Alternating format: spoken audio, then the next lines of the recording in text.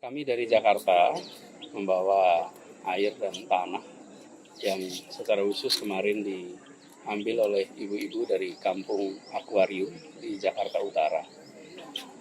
Membawa harapan bahwa kota baru yang akan dibangun ini, yang nantinya akan menjadi ibu kota, bisa mengedepankan dan memprioritaskan manfaat bagi rakyat kebanyakan.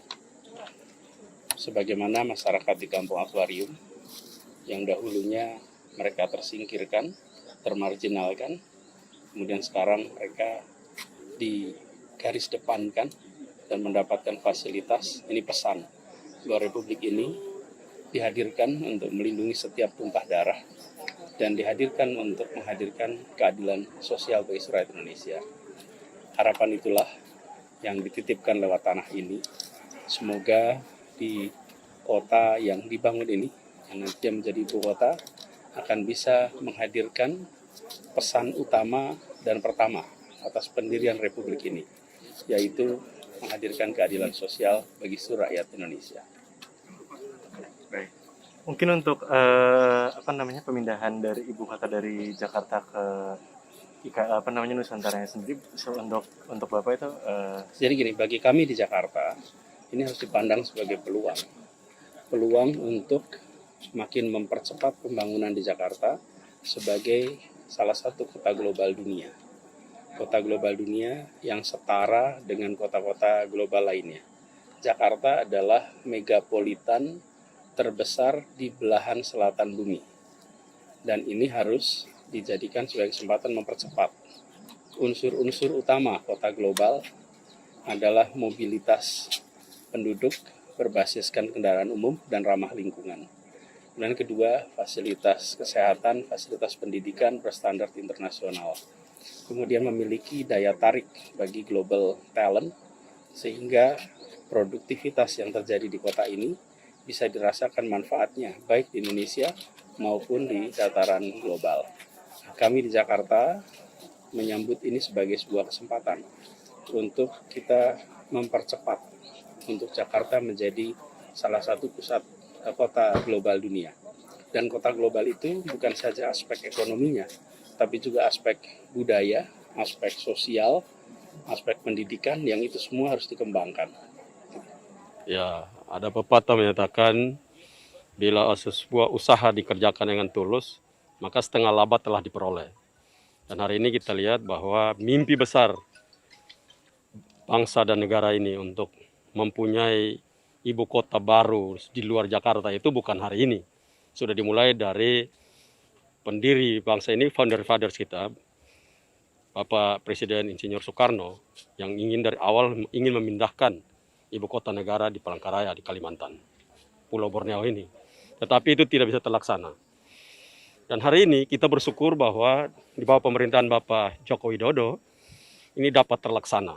Dan kita lihat bahwa hadirnya seluruh gubernur untuk membawa tanah dan air sebagai wujud bahwa persatuan dan kesatuan negara Republik Indonesia untuk mempunyai semangat untuk berpindahnya ibu kota negara menuju Kalimantan dapat dilaksanakan dengan baik karena berbagai dukungan, baik sebagai dukungan politik, sosial, budaya, semua terdukung dengan baik. Karena itu apa yang dilakukan hari ini menjadi sejarah baru bagi bangsa Indonesia untuk mampu mempunyai keberanian dalam melangkah yang tidak ragu lagi untuk mempunyai ibu kota negara yang baru. Dan juga bahwa bagi Nusa Tenggara Timur ini sesuatu yang sangat baik karena kami lihat bahwa pemerataan ekonomi itu dapat dilakukan sehingga ibu kota baru yang akan ada ini memberikan pertumbuhan baru bagi kawasan baik di Kalimantan, Sulawesi, Nusa Tenggara Barat, Nusa Tenggara Timur, bahkan Papua. Dan kami kalau datang ke ibu kota negara tidak butuh waktu 3 jam, kami butuh waktu 1 jam 45, kamu sudah ada di sini. Dan itu mempunyai dampak yang baik dan pesan yang paling sungguh adalah bahwa Bapak Presiden Joko Widodo melaksanakan amanat yang telah disampaikan oleh luhur sebelumnya dan dapat dilakukan untuk kepentingan kesejahteraan bangsa Indonesia dalam pemerataan ekonomi. Ya, saya sebagai Gubernur Kaltim sangat terharu dan sangat sekalian bangga. Seterusnya terima kasih sebuah acara kenegaraan Negara Kesatuan Republik Indonesia yang pada hari ini seluruh gubernur, seluruh daerah kumpul dan menyatukan tanah-tanah yang ada di seluruh wilayah Indonesia ini. Jadi ini sebuah sejarah yang menurut saya mungkin tidak ada di dunia. Baru kali ini terjadi di Republik Indonesia, khususnya yang ada di Kalimantan Timur, di tempat ibu kota Nusantara ini. Ya, yang saya pahami bahwa Presiden Jokowi sangat memiliki sebuah terobosan yang luar biasa. Sebuah terobosan di mana beliau mewujudkan 3 cita-cita pemimpin bangsa ini. 2 sudah meninggal, 1 belum meninggal. 2 itu meninggal adalah Bapak Presiden Soekarno, mau memindahkan ibu kota tahun 57 ke Kalimantan Tengah, Palangkaraya. Kemudian Pak Presiden Soeharto juga ingin memindahkan tapi di Jonggol. Tidak jadi. Kemudian juga Bapak Presiden SBY juga akan memindahkan itu ke Jonggol Selatan. Artinya beliau memiliki sebuah, tidak tahu saya namanya, saya tidak bisa gambarkan, tapi saya kira ini adalah sebuah wujud ya, pemimpin bangsa kita yang luar biasa. Tadi Pak mungkin belum terjawab harapan dari masyarakat Kaltim sendiri Pak. Kalau masyarakat Kaltim itu keberadaan di sini aja sudah merupakan suatu kebanggaan dan kebahagiaan. Jadi yang lain-lainnya itu kita sudah tidak memikirkan lagi. Tapi saya kira tadi akan berdampak luas dari segi pemerataan dan keadilan pembangunan di seluruh Nusantara ini. Karena kalau kita dari garis silang begini, maka ibu kota ini berada di titik silang itu.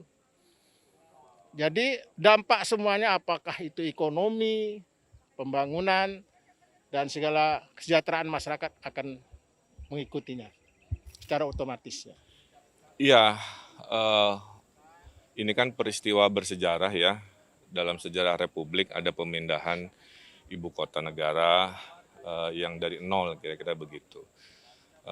Bukan dari kota existing dari kolonial, kemudian jadi ibu kota negara yang silih bergantikan dalam sejarah kita.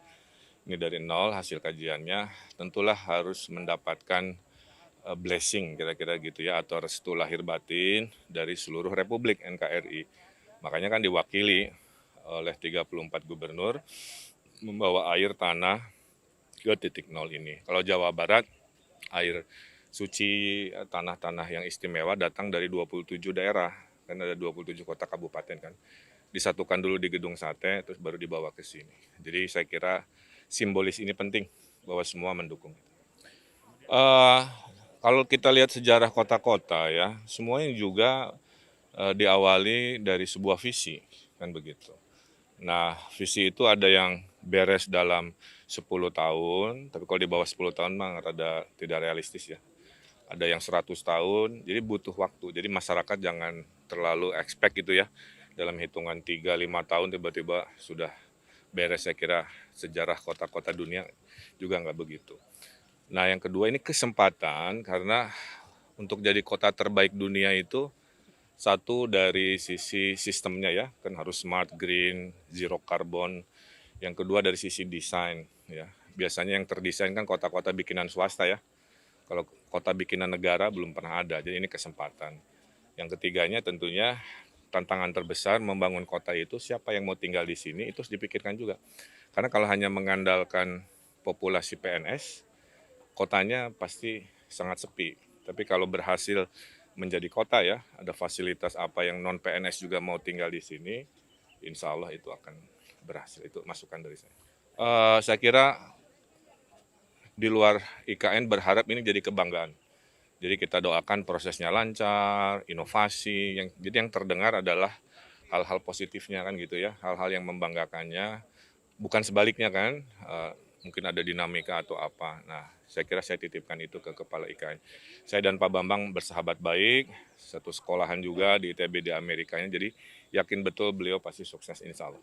Ya, saya selaku Gubernur Papua Barat ada kesan tersendiri di mana hari ini ya 34 gubernur bisa hadir, termasuk Papua Barat kami bisa hadir dan membawa tanah dan air. Ya, dengan demikian tanah ya, berarti kita menunjukkan bahwa kita tanah air satu ya, tanah Indonesia. Satu bangsa yaitu bangsa Indonesia dan satu bahasa yaitu bahasa Indonesia. Dan dengan demikian kehadiran gubernur ya, sekaligus mewakili pemerintah tapi juga mewakili masyarakat Papua Barat. Kami mendukung ya pembangunan IKN di Kalimantan Timur ini dengan terutama kita mendukung dengan doa sehingga semua pihak yang terlibat dalam proses pembangunan ini bisa selesai, bisa tepat dan bisa diresmikan dan bisa digunakan sehingga ini juga mempermudah kami dari timur gitu. Tidak harus terbang 5 jam ke Jakarta atau terbang 4 jam ke Jakarta, tapi kita bisa terbang 2 jam atau 2,5 jam sudah bisa sampai di IKN. Ini harapan saya ke depan. Ya.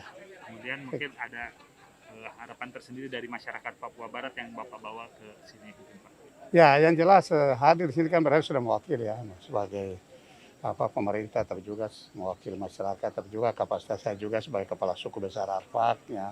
Nah, hari di sini ya mewakili pemerintah, mewakili masyarakat juga untuk tadi menunjukkan bahwa kita mendukung ya. Dan kehadiran ini kan sudah menunjukkan kita mendukung pembangunan IKN di Kalimantan Timur ini dengan harapan tadi bisa cepat selesai dan ke depan ya tadi semua urusan penyelenggaraan pemerintahan, pelaksanaan pembangunan pembinaan kepada masyarakat ya dalam ya, berhubungan dengan kepala negara ataupun kepala pemerintahan ataupun kita berhubungan dengan menteri terkait ini kan tidak terlalu jauh lagi ya, dan ini dari sisi kos juga sudah lebih murah lagi gitu. Baik, terima kasih. Terima kasih. Pak Gubernur. Ya.